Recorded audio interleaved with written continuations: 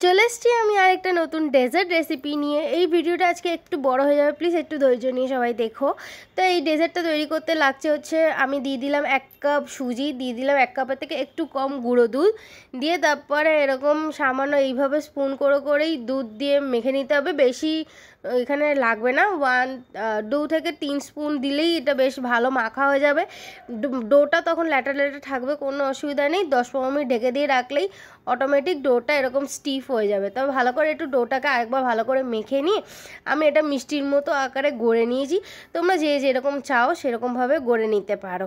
তারপরে একটা ফ্রাই প্যানে আমি দিয়ে দিলাম হচ্ছে সামান্য সাদা তেল, আর দিয়ে দিয়েছি 1 চামচ মতো ঘি, দিয়ে ভালো করে এটাকে গরম করে নিয়ে এগুলোকে ভাজতে দিয়ে দিলাম। একটু স্লো ফ্লেমেই ভাজতে হবে।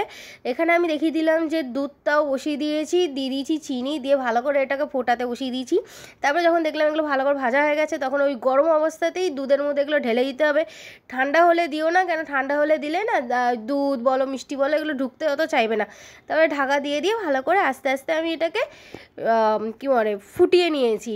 তারপরে যখন দেখতে পাবে যে এটা মোটামুটি বেশ ভালো সুন্দর ফুলে উঠেছে, সুন্দর দেখতে হয়ে গেছে, দুধটাও কমে যাবে ফুটতে ফুটে। এই যে দেখতে পাচ্ছ কি সুন্দর ফুলেও উঠেছে, আর দুধটা দেখতেও কেমন ঘন হয়ে গেছে, তাই না? তো তার মানে এই যখন এই ফুল উঠেছে মানে ভালো করে এটা দুধ মিষ্টি সব এর ভিতরে ঢুকে গেছে। এটা যথেষ্ট নরম হয় খেতে, ঠান্ডা অবস্থায় কখনও করবেন না, আবার বলে দিচ্ছি। তারপরে দিয়ে দিলাম, এটা পুরোপুরি সম্পূর্ণ অপশনাল, কাস্টার্ড মিক্স আমি দিয়ে দিয়েছি, দিয়ে ব্যাস তারপরে আমার রেডি হয়ে গেল আমার ডিশটা। আমার ভিডিওটা দেখতে ভালো লাগলে লাইক কমেন্ট শেয়ার সাবস্ক্রাইব করে দিও।